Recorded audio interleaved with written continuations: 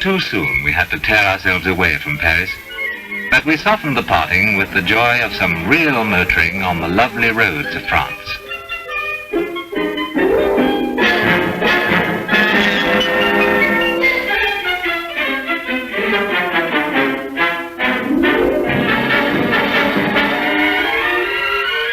But of course, the charm of France is confined neither to her countryside nor to her famous cities.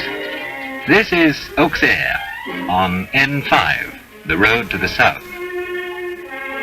But now the Alps were calling us, and there were surprises of a different kind in store. We crossed the Channel in an attempt to beat the climate of England, and when we met this while we were still in the foothills of the Alps, it was something of a shock. However, now was my opportunity to prove that I too could have driven a Sunbeam in the Monte Carlo rally, only I happened to have been away on business at the time. Seriously, I was delighted by this real mountain weather. It gave me a chance to test for myself the Rapier's road holding, and as you can see, the car was rock steady on the slippery road.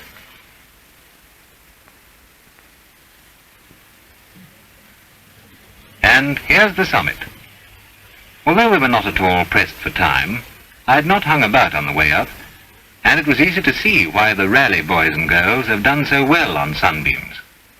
Clearly, a car with that firm's reputation of success in this territory is a good car. It has to be, and the Rapier was no exception. On through the mountains, south towards the sea. Beautiful scenery, a smooth, economical and comfortable ride. What finer way of travelling in Europe could there be? And here was our next big thrill on the trip, a sight which never gets stale, the fabulous Mediterranean coast and Monte Carlo. An obvious must for the family album, as we look down on the bay from the mountains which crowd right up on the little city. Monte Carlo, like Paris, is everything you've ever been told it is, and the flags were out for the wedding of Grace Kelly and Prince Rainier. But we're not at the palace yet. This is the famous Hotel Metropole, where most people stay during the Monte Carlo rally, I'm told, and I've a feeling it was a good deal quieter while we were there.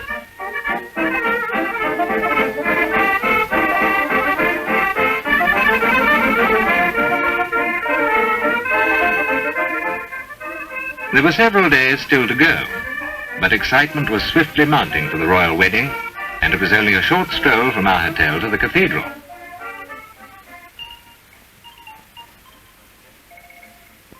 It's a real wedding cake church for a wedding cake wedding, and the whole place could have been designed for the climax of this romantic alliance between an American film star and a European prince. And this is the palace, up on the hill in the old quarter of the city, where the narrow streets wind about like little canyons between the ancient buildings, and where, as you drive along, the sunlight and shadow throw contrasts of colour as rich as in the paintings of the old masters themselves.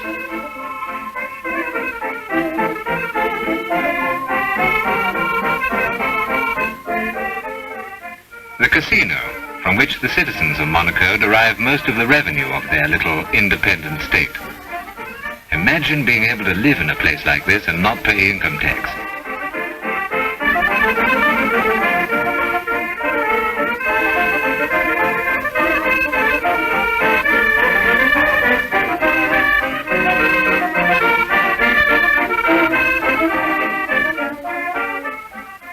You know when you leave Monaco, the frontier is clearly marked, but that's as far as it goes. But the French frontier with Italy is only a mile or two along the Corniche, with the mountains on the left and the sea on the right. But like all the road frontiers in Western Europe, the officials are friendly, and the formalities are all over in a minute or two.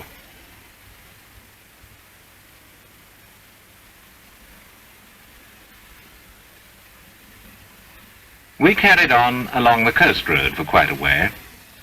There's a subtle difference between the Italian Riviera and the French. It's more than just the language, though the countryside is much the same, but there's no doubt that you're in Italy once you're there. Finally, we left the sea and carried straight on into Italy, where the coastline sweeps away to the south. Milan was our first big city since Paris, and at first it seemed just like any other modern industrial town. But Where, except in Italy, could you see this? And only in Milan can you find such a cathedral. But even more so than France, perhaps, Italy is a country of contrasts between ancient and modern. This is the Autostrada, the highway which runs east and west across the rich plains south of the Alps, and on which, in the Rapier, we could comfortably cover 60 miles in every hour. It's always puzzled me a little that a country so steeped in antiquity should be the home of what is perhaps the greatest motor road race in the world. It starts and ends in Brescia. That's right, the Mille Miglia. I'd heard that a Rapier was competing in the race, and frankly, I was surprised. After all, a car that a man would buy for a family trip round Europe, one wouldn't expect to be the very fastest thing on wheels. But when we learned that it was to be driven by rally drivers Sheila Van Dam and Peter Harper, we began to understand. What's the Mille Miglia but an extra fast rally? It's only 1,000 miles, and what's more, the roads are more or less closed. Anyway, that's what Sheila Van Dam said, but I've a strong feeling that she was being over-modest about it all. This was the Friday, with more than 24 hours to go to the start, and if we thought we'd excitement in Monaco, believe me, that was kid stuff compared with this. The presiding genius is Count Miglia, but Brescia was crowded with personalities. My wife's star billing going, of course, to Stirling Moss. But Moss, who has incidentally frequently driven Roots Group cars in international events, was not alone. Here were the great men in motor racing: Eugenio Castellotti, Piero Taruffi, who started on motorcycles way back in the late 20s. Because we were in Italy, there were prizes for the pretty ladies, whether they could drive or not. And this Mille Miglia scarf would obviously be a great success when next we went to Goodwood.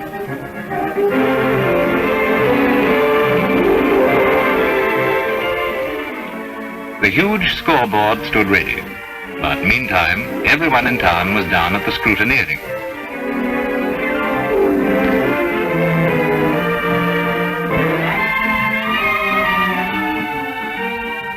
The numbering system is clever. As the cars set off at minute intervals throughout the night, the number indicates the clock time of their departure, so that the thousands of spectators lining the roads can see for themselves how any driver's doing. The race is naturally split up into classes according to engine size, and there are separate categories for the high-performance touring cars, as well as the all-out sports racing models. Like everyone else, we took a hand in our own private scrutineering.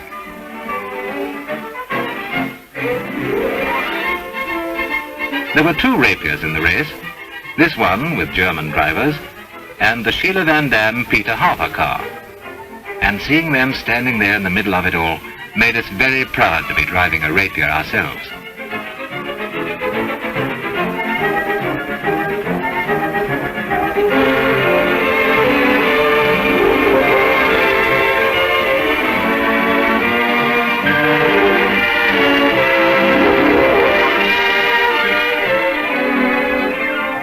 And so at last, the official scrutineering of the Mille Miglia was complete. And with several hours still to go, Stirling Moss was able to get down to some scrutineering on his own account.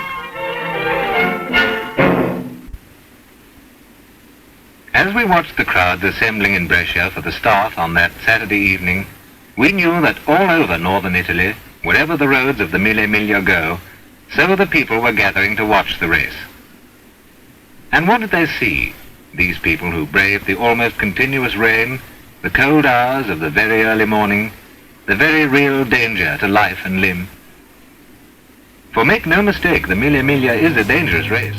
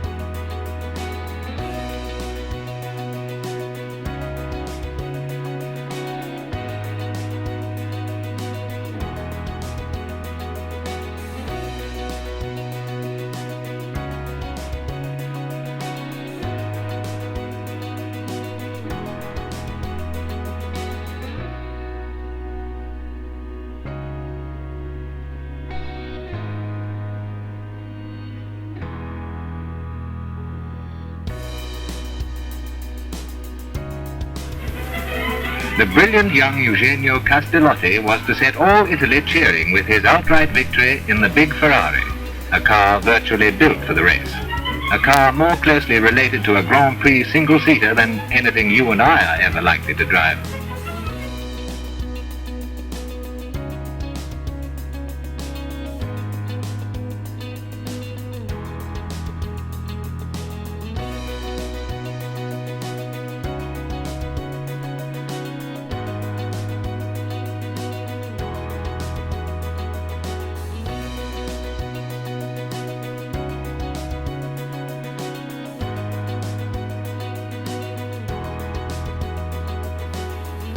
Now we had the journey back to England to look forward to, with plenty of time to admire the countryside, complete freedom of choice as to what road we should take to which country, and no worries about the car because, had we needed them, there was the widespread chain of Roots Group service depots which cover Europe from end to end at our disposal.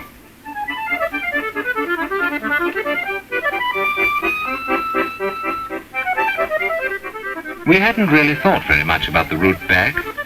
Naturally, we wanted to see Switzerland, and that seemed to put us next door to Austria, which made it sense to cross into Germany and have a look at the Rhine. And were those ices delicious?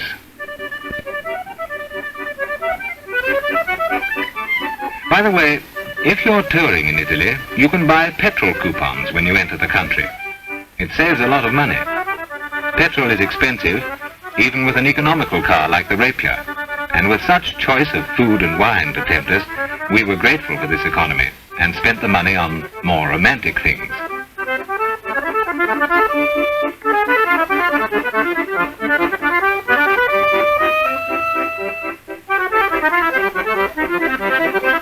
So on through the villages we went, northwards now, into the Alps and over the frontier into Switzerland.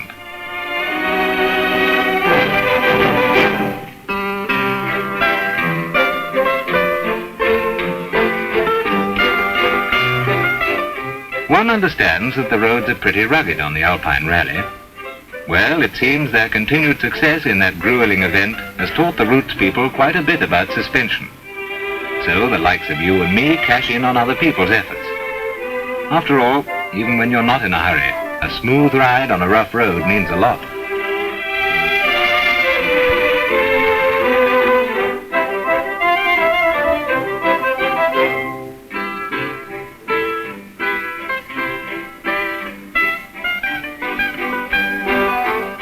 We wanted to go to Innsbruck, so we did. It's a lovely city, and typical, we thought, of Austria. Now there's a country with a lot of character. Clean as only a mountain country can be, nice people, glorious countryside. We liked it as much as any place we'd been.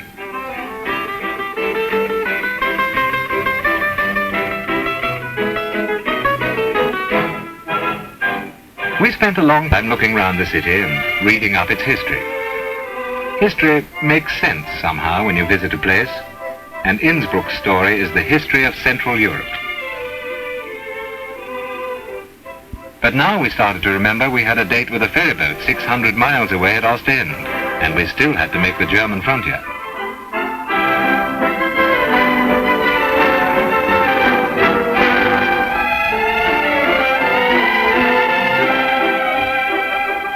When it comes to the autobahns, driving's so easy, the only trouble is to keep awake. And long before we reckoned we would make it, we were rolling into Heidelberg. One of the world's most ancient university cities, Heidelberg climbs up the hills at the meeting of the Neckar with the Rhine, and is amply rewarding to the tourist.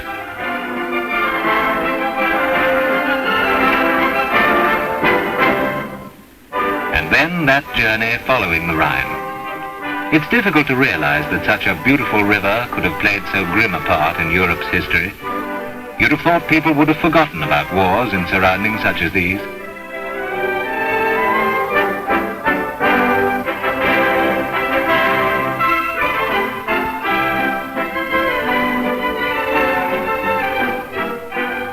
But let's not get depressed, it's time to eat again, even if our holiday is coming to an end. And there are still lots of places as lovely as this to discover on the long road back.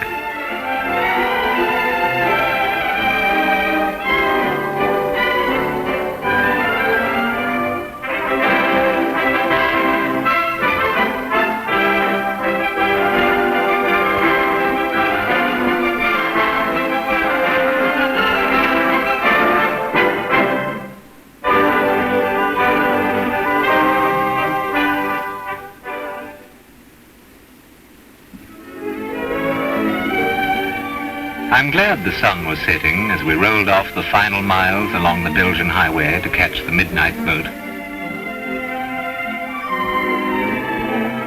And suddenly, there was the sea, the narrow sea that separates England from the continent of Europe. Now, more and more of us cross it every year in search of sun, a change of scene, a change of food, a change of language. And what finer way is there of finding all these things than by taking a good car, a car like the Sunbeam Rapier, and doing it the easy way?